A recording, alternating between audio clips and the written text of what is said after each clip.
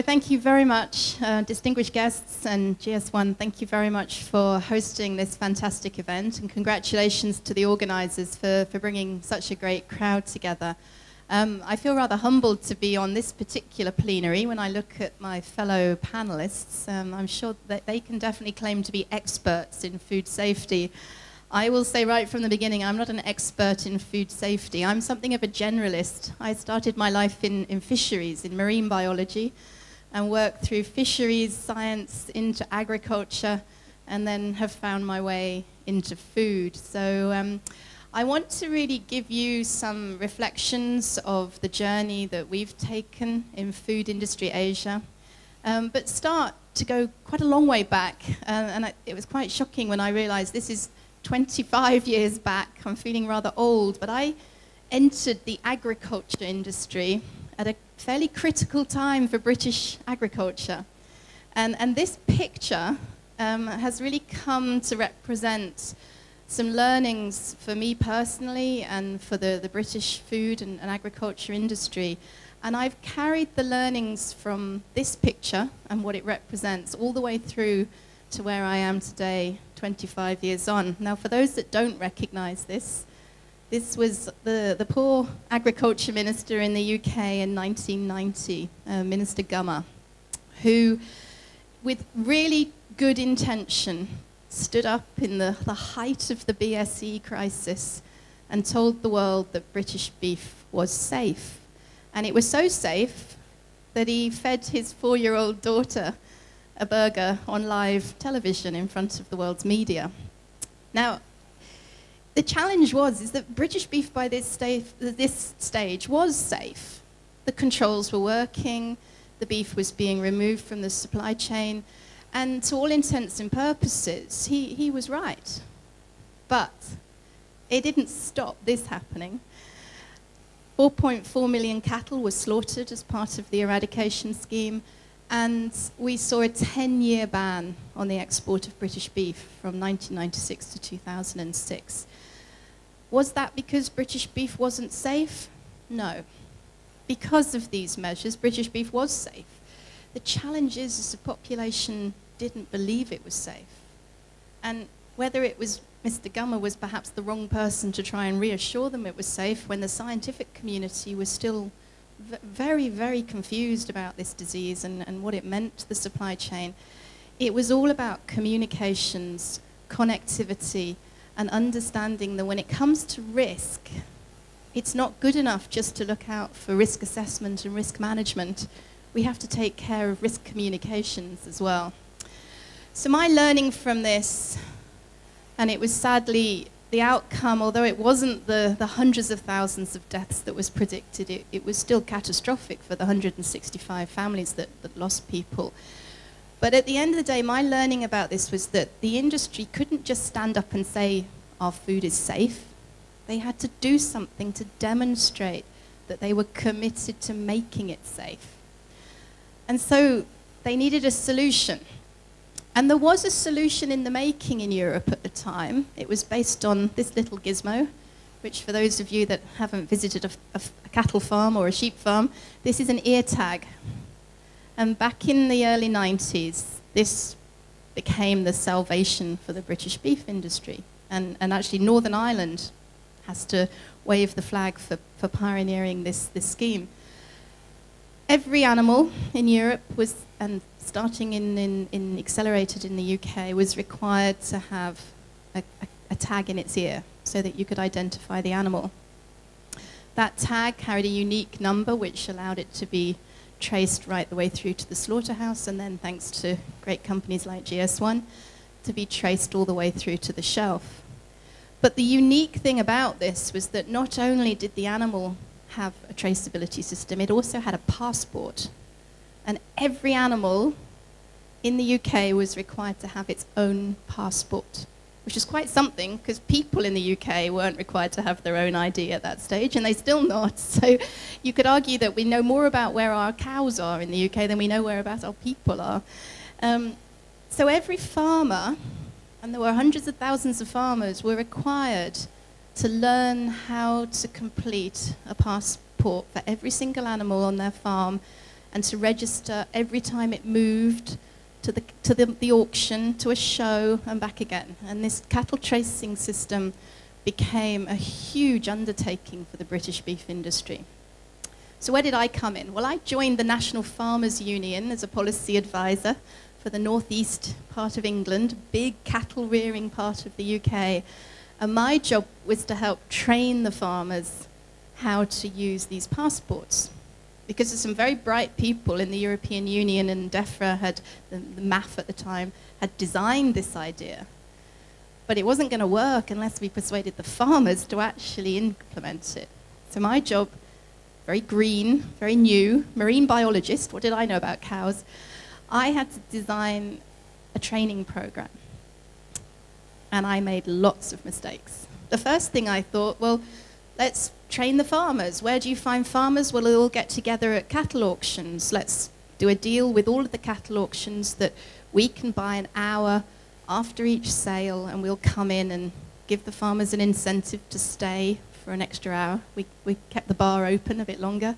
We'll try and teach them about cattle passports. And I was into my third training session before someone came up to me in the bar afterwards and said, "You realize you're teaching the wrong people?" Because I was stood there often in front of 250, 300 men. And they pointed out that in the UK, it's the wives that do the paperwork. It's not the guys. They're out working on the fields. It's the women in the farming community that do the paperwork. So I had to completely reinvent my training scheme. I had to design a training scheme that worked for the women in the household. Now, they had childcare challenges. They couldn't just come along to a cattle mark or to a meeting. So we had to design a training program that not was just targeted at the right people, but it made it easy for them to participate. So we designed a creche system for each meeting so they could bring their children, they could participate in the event knowing that their children were taken care of. And we turned it into a really positive networking experience. So I have carried that learning with me all the way through my career. A, it's about communications, not just risk management and risk assessment. And B, if you're going to design training, make sure you train the right people and you make it easy for them to participate in the training. So I've been asked to talk about today's challenges in the supply chain, and here in Asia we can't talk about food safety without talking about food security. And there's some big figures that you're all familiar with, that by 2050 the world's population is expected to jump up to 9.6 billion people. And that means that food production will need to increase by 70% in that period. Now, if you add on to the fact that Asia accounts for 60% of that world's population, we really are at the sharp end in food when it comes to meeting that demand. And with the added complexity, the scale, and the growth, will become more and more pressures on food safety. We're also seeing major shifts and trends in Asia. We're seeing a big shift towards more protein-rich diets, which the food scientists among you will know is where some of our greatest risks and challenges come from in the food chain. Industrialization and urbanization are also intensifying, and that brings with it food safety challenges as well. But above all, and this has already been touched on, our food supply chain is becoming truly global. And that just makes the job of protecting that supply chain an incredible challenge. And we've heard this recurring theme from the speakers that we're all in this together. This isn't just government's job to enforce that supply chain. It's companies' jobs to help governments enforce that supply chain, and for consumers to be part of that responsible cycle. So food challenges in Asia, I've stolen a slide from a colleague of mine, actually, that she shared this in Anaheim in the GFSI Food Safety Conference, which I highly recommend if you get a ticket to KL next March. It's one of the best food safety events you'll ever go to in the world. So what are we looking at? Well, I think what we're seeing in Asia, and probably around the world, is an increase in these 4 areas of food safety. The challenges that are related to food fraud, food defense, food safety itself and food quality. And this is a collection of terms and terminology that's grown up over the time to define the various categories of the food safety challenge in the supply chain. On the left-hand side there, these are usually unintentional or accidental forms of contamination. Food becomes contaminated or adulterated, not because anyone has deliberately put something bad there, but just because we're humans, and humans make mistakes, and food is vulnerable. But on the other side is this more menacing side, which sadly we are seeing an increase of in the supply chain. And this is where you have intentional adulteration.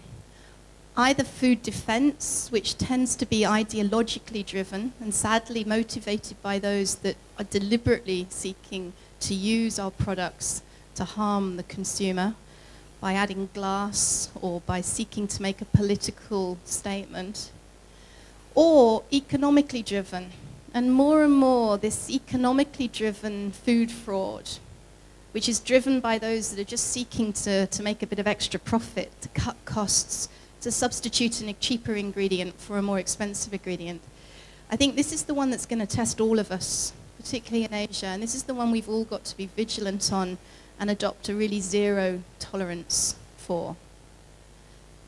So what are the components of food fraud? Just to give you an example of some of the areas, and I'm not an expert on this, and I think there's an expert after me that's going to help you out with this a bit more, but these are the ones that we're certainly aware of in Asia. Substitution, where someone uses an ingredient like DEHP, a plasticizer, which was a part of the phthalates family, not licensed for food production, but was detected in a huge number of products manufactured by 2 Taiwanese companies in 2011.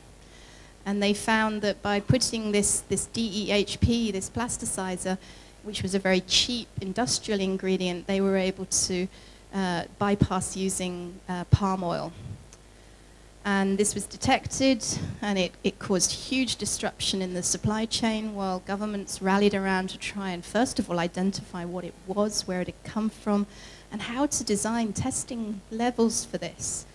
And FIA was involved for 3 months in the peak of that crisis in 2011, helping governments to find the risk assessments around the world that have been done for the phthalates family, to calm down the overreaction and the consumer panic, because nobody really knew what this stuff did. And then finally to help design appropriate test thresholds with the CDC, not just for the finished product, but more critically for concentrated ingredients, which were very vulnerable to this problem. The other types of food fraud we're seeing is concealment. We're seeing mislabeling. We use the grey market and theft diversion. We're seeing unimproved enhancements. I don't need to mention the word melamine here. We all know an example of a dreadful illegal enhancement that was used to artificially raise protein levels in milk products. Counterfeiting, huge problem. I mean, some of us, you know, it's easy to make light of this in China. We all see the passing off and you know, the fake handbags and the markets that thrive. But this is really serious stuff in food. We can't tolerate counterfeited products. We have to have a zero tolerance to counterfeiting. And dilution, you know, just simply adding water into a product and claiming it's got more quantity than it actually has. So these are all things that is really, they're impacting on the supply chain, and they're getting worse. But why is food fraud increasing? Well, mainly because supply chains themselves are becoming so complex, it's very easy to get away with it. Sadly, there is a very minority, small population of people in the world that will seek to bypass laws if they can. The other big thing is the challenging economic climate. You know, there's a real pressure on price, and that leads, unfortunately, to unscrupulous suppliers to try to make that extra cut, get that extra profit. But it comes with huge cost to the food industry.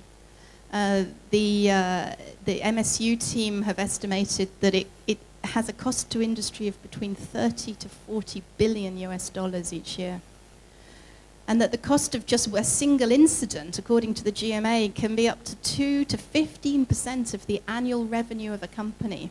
For a big company, a $10 billion company, that could cost $400 million of lost profit on that company.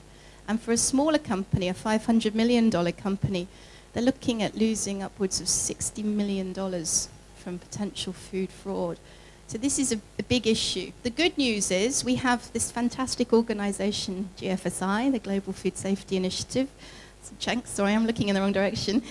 And they've developed a food fraud think tank. Try saying that quickly. Food fraud think tank. And they've got this great way of thinking like the criminal. Let's get ahead of the criminals. Let's think what's the next substitution going to be? Where is the risk? And to try to outthink the criminals at their own game.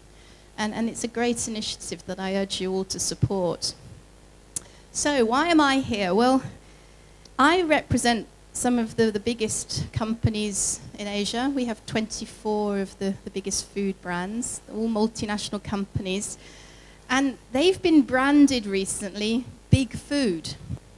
Not in a good way. This has become a negative label. But I actually believe big food is good. There's nothing wrong with big. Big is safe. Big is an investor. Big is driving economies.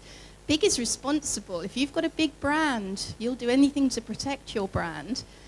And therefore, I want to turn that on its head and say that actually, big food is where the solution lies. Big food and Food Incorporated is where we should be looking to help solve some of these huge problems that are bigger than any government. And that's the main purpose of the rest of my presentation. Because big food is fantastic at knowledge sharing. Cenk said that it's non-competitive when it comes to food safety, and he's absolutely right. It's door-open policy. These big companies, they will share everything they know about food safety because they want to share that knowledge to protect their supply chains. They're investing so heavily in capacity building, not just for their own suppliers, but the suppliers of their suppliers and the suppliers of their suppliers, all the way down into the SME environment. And this is big companies that are investing much further beyond their own supply chain because they know it's in their interest to fix the entire supply chain and make it safe. Traceability. We've seen tremendous moves in traceability. The BSE crisis, I think, accelerated that in Europe in the beef trade, but now we've seen those learnings applied all over the world, and it's fantastic to be here at a GS1 event where we can really celebrate the barcode and the GTIN and the work behind that. All of this is about scaling up. A lot of these projects are still in infancy, and they're still really only involving a handful of companies or a handful of people. And this is where we come in, because I believe the secret to food safety and protecting our supply chains is actually about all of that, but above all, it's about connectivity. We need to bring more people into this conversation. It's not just risk communications, it's risk conversations. It needs to be two-way. We need to make it a part of our everyday conversation. Who have you shared your knowledge with today? How did you broaden your network? How did you allow what you know to benefit someone else? And I think that's what we really celebrate, is connectivity. So who is FIA? Well, we call ourselves the voice of the food industry for Asia. I think that's probably a bit grand. We're only 4 years old.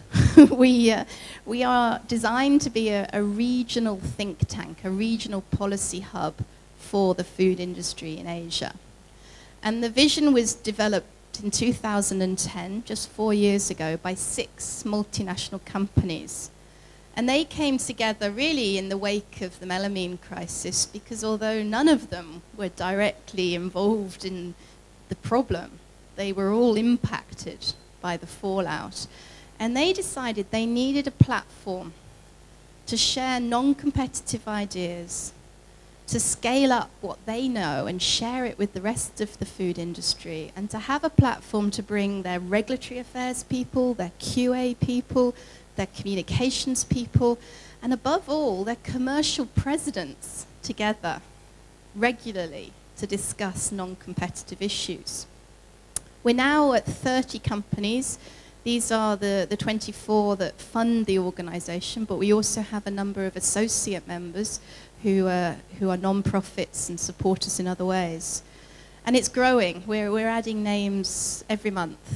And if you're sitting in the audience and you're not on that list and you'd like to be a member, come and see me afterwards. But we want this to be as big as possible, and we want more Asian companies to join us. Non-competitive collaboration is a fairly new idea in Asia business, but it really works. As you can see from the brands on this board, we need to collaborate positively when it comes to non-competitive issues like food safety. So back in 2010, they said that they would focus on 3 things. Food safety, number 1. Nutrition and health, to help consumers deal with this growing challenge of balancing their energy in and their energy out, and dealing with the overweight and obesity problem. And harmonizing food standards, which is a huge cost burden on the industry because every country in Asia has a different way of managing its laws.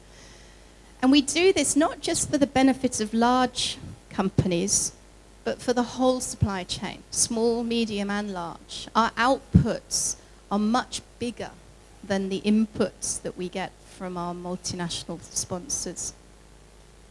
We're also part of a much bigger global network. We're part of the Consumer Goods Forum, and that means that we work very closely with GFSI. We're linked into a number of regional groups like GMA in the US and the World Economic Forum, also our opposite number in Europe, Food Drink Europe. But more importantly, our partners here in Asia are the national food industry associations. So we are a regional umbrella, and we offer free membership and partnership with any of the leading food and beverage associations in Asia, whether it's GAPMI, the Indonesian Food and Beverage Association, the Philippines Food Chamber, we've got the Malaysian Manufacturers Federation, the Singapore Manufacturers Federation, FTI, the Federation of Thai Industries. And we're also a partner of the GFSP that you've just heard so wonderfully presented by Amy. And I want to do another plug, because this is the future. This is what I mean by connectivity. This is connectivity on a global scale. We're only trying to do it in Asia, and that's difficult. But these guys have truly adopted public-private partnership as a way forward. So that's what I do, and that's what I urge you to do. Let's make our supply chains safer by being better connected. Thank you very much.